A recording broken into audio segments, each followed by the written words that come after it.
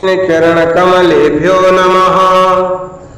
श्रीमद् भगवत गीता साधक संजीवनी अध्याय 2 श्लोक संख्या 46 और 47। वसुदेव सुतम देवम कंथ चाणूरमर्दनम देवके परमानंदम कृष्णं वंदे जगद्गुरुम्। यावानर्थ उदपाने सर्वथा संलुप्तोदके तावान् सर्वेषु वेदेषु ब्राह्मणस्य विजानतः। सर्वथा संलुप्तोदके, सब तरफ से परिपूर्ण महान जलाशय के प्राप्त होने पर, उदपाने छोटे गड्ढों में भरे जल में मनुष्य का यावान जितना अर्था प्रयोजन रहता है, अर्थात कुछ भी प्रयोजन नहीं रहता। विजानतः, वेदों और शास्त्रों को तत्व से जानने वाले ब्राह्मणस्य ब्रह्म ज्ञानी का सर्वेषु संपूर्ण वेदेषु वेदों में तावान उतना ही प्रयोजन रहता है, अर्थात कुछ भी प्रयोजन नहीं रहता। यावानर्थ उदपाने सर्वतः संप्लुतोदके, जल से सर्वथा परिपूर्ण स्वच्छ निर्मल महान सरोवर के प्राप्त होने पर मनुष्य को छोटे छोटे जलाशयों की कुछ भी आवश्यकता नहीं रहती। कारण छोटे से जलाशय में अगर हाथ पैर धोए जाएं तो उसमें मिट्टी घुल जाने से वो जल स्नान के लायक नहीं रहता, और अगर उसमें स्नान किया जाए तो वह जल कपड़े धोने के लायक नहीं रहता, और यदि उसमें कपड़े धोए जाएं तो वह जल पीने लायक नहीं रहता। परंतु मान सरोवर के मिलने पर, उसमें सब कुछ करने पर भी उसमें कुछ भी फर्क नहीं पड़ता, अर्थात उसकी स्वच्छता, उसकी निर्मलता, उसकी पवित्रता वैसी की वैसी बनी रहती है। तावान सर्वेषु वेदेषु ब्राह्मणस्य विजानतः, ऐसे ही जो महापुरुष परमात्म तत्व को प्राप्त हो गए हैं, उनके लिए वेदों में कहे हुए यज्ञ दान तप तीर्थ व्रत आदि जितने भी पुण्यकारी कर्म हैं, कार्य हैं, उन सबसे उनका कोई मतलब नहीं रहता। वे पुण्यकारी कार्य उनके लिए छोटे छोटे जलाशयों की तरह हो जाते हैं। ऐसा ही दृष्टांत आगे 17वें श्लोक में दिया गया। वहाँ वो ज्ञानी महात्मा समुद्र की तरह गंभीर होता है, उसके सामने कितने ही भोग आ जाएं पर वे उसमें कुछ भी विकृति पैदा नहीं कर सकते। जो परमात्म तत्व को जानने वाला है और जो वेदों तथा शास्त्रों के तत्व को भी जानने वाला है, उस महापुरुष को यहाँ ब्राह्मणस्य विजानता पदों से कहा गया। तावान शब्द कहने का तात्पर्य है कि परमात्म तत्व की प्राप्ति होने पर वो तीनों गुणों से रहित हो जाता है, वो निर्द्वंद हो जाता है, उसमें राग द्वेष आदि नहीं रहते, वो नित्य तत्व में स्थित हो जाता है, वो निर्योग क्षेम हो जाता है। कोई वस्तु मिल जाए और मिली हुई वस्तु की रक्षा होती रहे, ऐसा उसमें भाव भी नहीं होता, वो सदा ही परमात्मा परायण रहता है। सांसारिक भोगों का अंत तो है ही नहीं, अनंत ब्रह्मांड है और उनमें अनंत तरह के भोग हैं, परंतु उनका त्याग कर दें तो उनसे असंग हो जाए तो उनका अंत आ जाता है। ऐसे ही कामनाएं भी अनंत होती हैं, परंतु उनका अगर त्याग कर दें, निष्काम हो जाए तो उनका अंत आ जाता है। तो भगवान ने 39वें श्लोक में जिस समबुद्धि अर्थात समता को सुनने के लिए अर्जुन को आज्ञा दी थी, अब आगे के श्लोक में उसकी प्राप्ति के लिए कर्म करने की आज्ञा दी थी।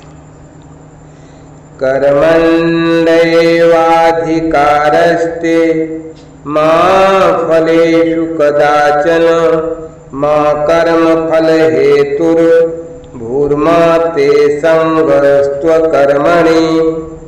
कर्मण कर्तव्य कर्म करने में एवते ही तेरा अधिकार है।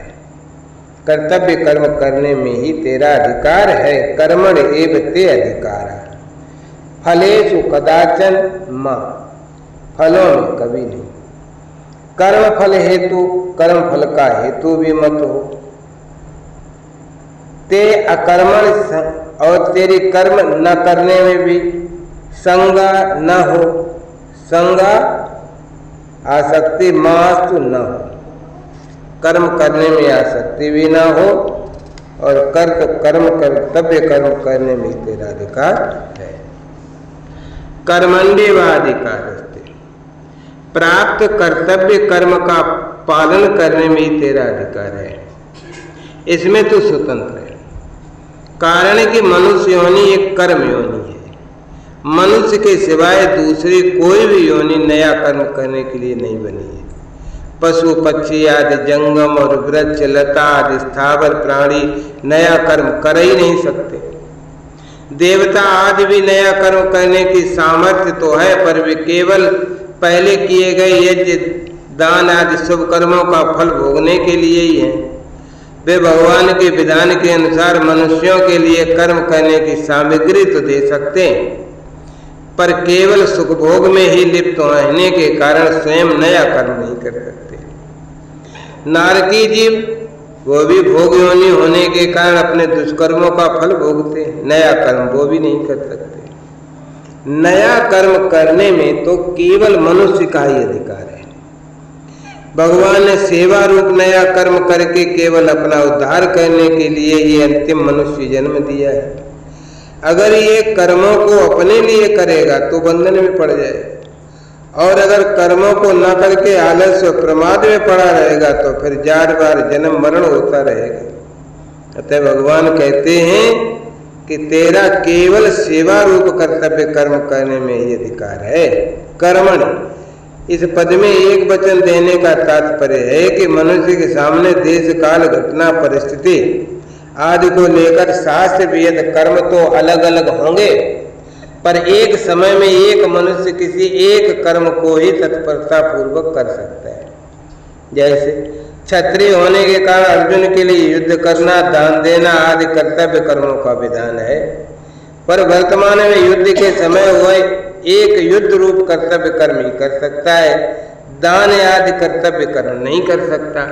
परंतु मनुष्य शरीर तो केवल नए पुरुषार्थ के लिए मिला है, जिससे ये अपना उद्धार कर सकता है, कर ली। अच्छा, इस मनुष्य शरीर में दो विभाग हैं। एक तो इसके सामने पुराने कर्मों के फल रूप में अनुकूल और प्रतिकूल परिस्थिति आती है, सुख दुख आते हैं। दूसरा ये नया पुरुषार्थ तथा नए कर्म करता है।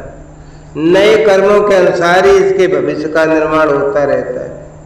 इसलिए शास्त्र, संत और महापुरुषों का विधि निषेध, राज्य आदि का शासन केवल मनुष्यों के लिए होता है, क्योंकि मनुष्य में पुरुषार्थ की प्रधानता है, नए कर्मों को करने की स्वतंत्रता है, परंतु पिछले कर्मों के फलस्वरूप मिलने वाली अनुकूल प्रतिकूल परिस्थिति को बदलने में यह स्वतंत्र है।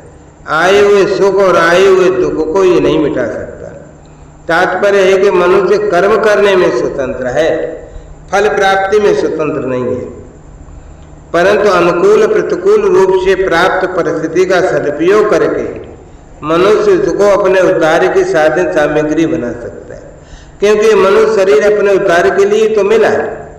इसलिए इसमें नया पुरुषार्थ भी उद्धार के लिए है और पुराने कर्मों के फल रूप से प्राप्त परिस्थिति भी उद्धार के लिए ही है। इसमें एक विशेष बात और समझने की है, ध्यान देकर सुने। इस मनुष्य जीवन में प्रारब्ध के अनुसार अर्थात भाग्य के अनुसार जो भी शुभ या अशुभ परिस्थिति आती है, जो सुख और दुख आते हैं, उस परिस्थिति को मनुष्य सुखदायी या दुखदायी तो मान सकता है, पर वास्तव में अगर देखा जाए तो उस परिस्थिति से सुखी या दुखी होना कर्मों का फल है ही नहीं, प्रत्युत मूर्खता का फल है। कारण की परिस्थिति तो बाहर से बनती है और सुखी दुखी होता है भीतर से, स्वयं से।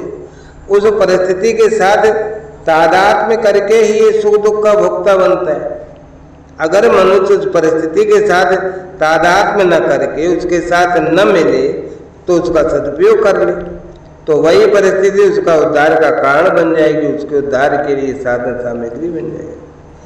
सुखदायी परिस्थिति का सदुपयोग है दूसरों की सेवा करना, और दुखदायी परिस्थिति का सदुपयोग है सुख भोग की इच्छा का त्याग करना। तो दुखदायी परिस्थिति आने पर मनुष्य को कभी भी घबराना नहीं चाहिए, प्रत्युत फिर विचार करना चाहिए कि हमने पहले सुख भोग की इच्छा से ही पाप किए थे और वे ही पाप अब दुखदायी परिस्थिति के रूप में सामने आए और आकर के नष्ट हो रहे। तो इसमें एक लाभ ये है कि उन पापों का प्रायश्चित हो रहा है और हम शुद्ध हो रहे हैं। दूसरा लाभ ये है कि हमें इस बात की चेतावनी मिलती है कि अब हम सुख भोग के लिए पाप करेंगे तो आगे फिर वही दुखदायी परिस्थिति आएगी, इसलिए सुख भोग की इच्छा से अब कोई काम करना नहीं है, प्रत्युत प्राण मात्र के हित के लिए ही काम करना है। अब तात्पर्य यह हुआ कि पशु पक्षी कीट पतंग आदि योनियों के लिए पुराने कर्मों का फल और नया कर्म ये दोनों ही भोग रूप में हैं। मनुष्यों के लिए पुराने कर्मों का फल और नया कर्म पुरुषार्थ ये दोनों ही उद्धार के साधन। माँ फलेषु कदाचित्, फल में तेरा किंचन मात्र भी अधिकार नहीं है, फल की प्राप्ति में तेरी स्वतंत्रता नहीं है, क्योंकि फल का विधान तो मेरे विधान के मेरे अधीन है। अतः फल की इच्छा न रखकर कर्तव्य कर्म कर केवल। अगर तू फल की इच्छा रखकर कर्म करेगा तो फिर बंध जाएगा। फले सक्तौ निबध्यते, कारण कि फलेच्छा भोक्तृत्व पर ही कर्तृत्व टिका हुआ है, भोक्तृत्व से ही कर्तृत्व आता है।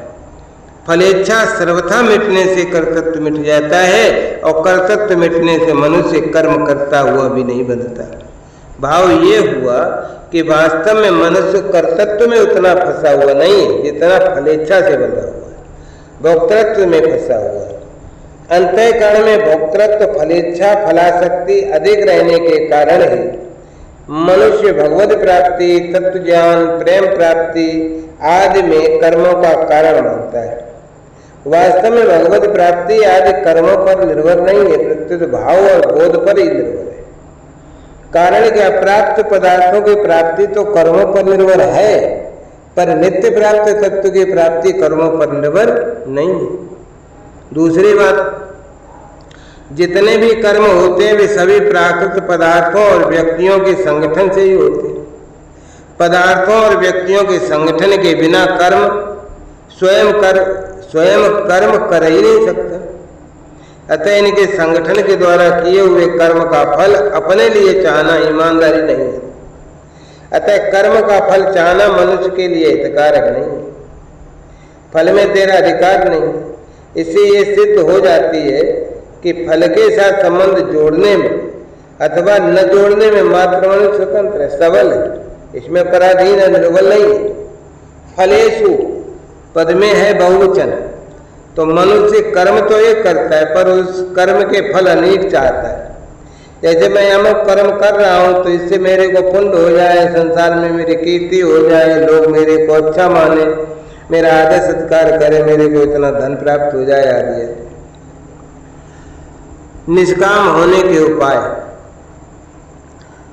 एक है कामना पैदा होने से अभाव होता है और कामना की पूर्ति होने से परतंत्रता और पूर्ति न होने से दुख होता है। कामना पूर्ति का सुख लेने से नई कामना की फिर उत्पत्ति होती है। सकाम भाव पूर्वक नए नए कर्मों की करने की श्रृंखला चल पड़ती है। ऐसे ठीक ठीक समझ लेने से निष्कामता स्वयं आ जाती है। कर्म नित्य नहीं है क्योंकि उनका आरंभ और अंत होता है, तथा उन कर्मों का फल भी नित्य नहीं है क्योंकि उनका भी संयोग और वियोग होता है, परंतु स्वयं नित्य है। अनित्य कर्म और कर्म फल से नित्य स्वरूप को कोई लाभ नहीं होता। ऐसा ठीक समझ लेने से निष्कामता आ जाती है। निष्काम होने से संसार का संबंध छूट जाता है और परमात्म तत्व की प्राप्ति हो जाती है।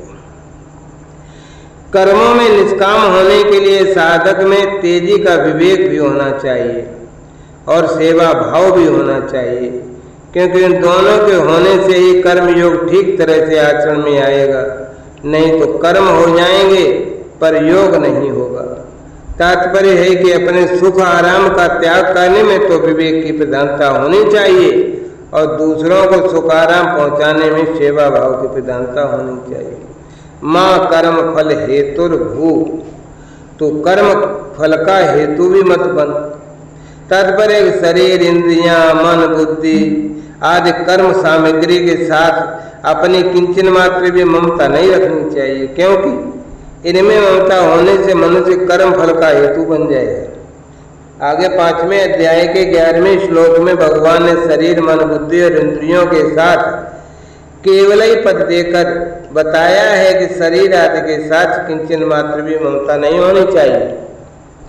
शुभ क्रियाओं में फल की इच्छा न होने पर भी मेरे द्वारा किसी का उपकार हो गया, किसी का हित हो गया, किसी को सुख पहुंच गया, ऐसा भाव हो जाता है, तो ये कर्म फल का हेतु बनना है।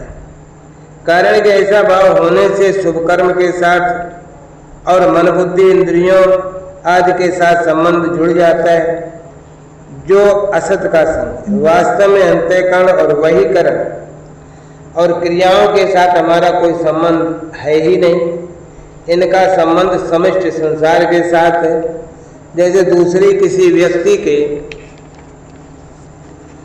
द्वारा दूसरे किसी का हित होता है तो उसमें हम अपना संबंध नहीं मानते हैं, उसमें अपने को निमित्त नहीं मानते हैं। ऐसे ही अपने कहलाने वाले शरीर आदि से किसी का हित हो जाए तो उसमें अपने को निमित्त न माने। जब अपने को किसी भी क्रिया में निमित्त हेतु नहीं मानेंगे तो कर्म फल का हेतु भी नहीं बनेंगे। माते संगस्तु कर्मणि, कर्म न करने में भी तेरी आसक्ति नहीं होनी चाहिए। कारण कर्म न करने में आसक्ति होने से आलस्य आएगा, प्रमाद होंगे। कर्म फल में आसक्ति रहने से बंधन होता है, वैसे ही बंधन कर्म न करने में आलस्य प्रमाद आदि होने से भी होता है। क्योंकि आलस्य प्रमाद का भी एक भोग होता है, उनका भी एक सुख होता है जो तमोगुण निद्रा आलस्य प्रमादोत्तम तत्तामसमुदायसम, और जिसका फल अधोगति होता है, अधो गच्छन्ति तामसा। तात्पर्य ये हुआ कि राग आसक्ति कहीं भी होगी तो बांधने वाली ही होगी। कारण गुण संगो असत्सद्वनि जन्मसु, तो कर्म रहित होने से हमें लौकिक लाभ होगा, संसार में हमारी प्रसिद्धि होगी आदि कोई सांसारिक प्रयोजन भी नहीं होना चाहिए। समाधि लग जाने से आध्यात्मिक तत्व में हमारी स्थिति होगी आदि कोई भी पारमार्थिक प्रयोजन भी नहीं होना चाहिए। तात्पर्य कि कर्म न करने से सांसारिक और पारमार्थिक उन्नति होगी, यह भी कर्म करने में आसक्ति है, क्योंकि वास्तविक तत्व कर्म करने और न करने से अतीत है। इस श्लोक में भगवान का यह तात्पर्य मालूम होता है कि परिवर्तनशील वस्तु व्यक्ति पदार्थ क्रिया घटना परिस्थिति अवस्था स्थूल सूक्ष्म कारण शरीर आदि के साथ साधक की सर्वथा निर्लिप्तता होनी चाहिए। इनके साथ किंचन मात्र भी किसी तरह का संबंध नहीं होना चाहिए। इस श्लोक में 4 चरणों में 4 बातें आई हैं। पहली बात आई कर्म करने में ही तेरा अधिकार है। दूसरी बात आई है फल में कभी तेरा अधिकार नहीं है। तीसरी बात है तू कर्म फल का हेतु मत बन।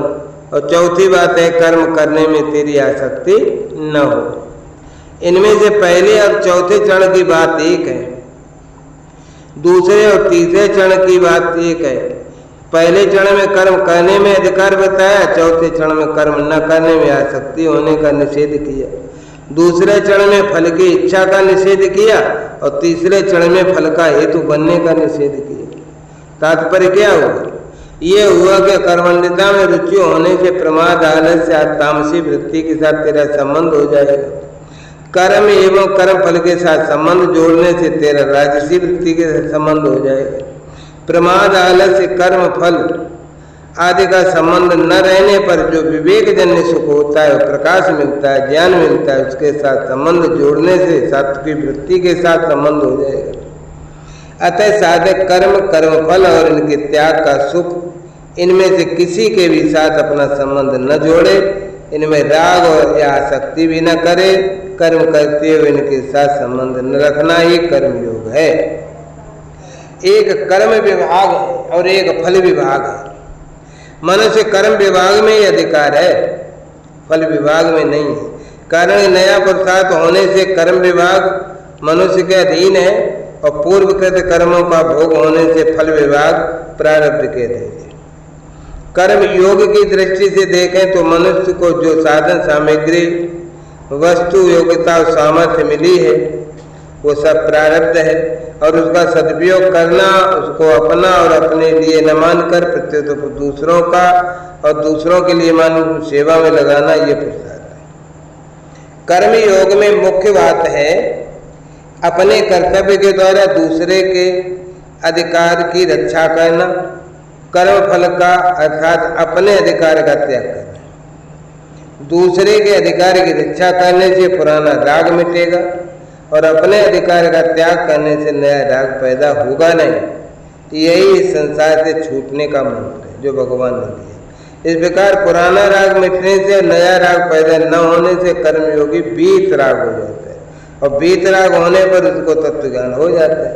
कारण तत्व ज्ञान से की प्राप्ति में नाशवान असत वस्तुओं का राग ही बात है। रागो लिंगम बोधस्य चित्त व्यायाम भूमि सुहु कुता साज्वलता तस्य यस्याग्नि कोटरे तरो। तात्पर्य है कि वस्तु व्यक्ति क्रिया में मन का जो राग खिंचाव है यह ज्ञान का खास चिन्ह है। जैसे किसी वृक्ष के कोटर में आग लगी हो तो वृक्ष हरा भरा नहीं रहता, सूख जाता है।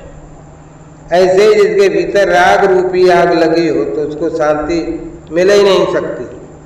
शेष चर्चा आगे। जय राधा जय राधा राधा जय राधा जय श्री राधा। जय कृष्णा कृष्णा जय कृष्णा जय श्री कृष्णा।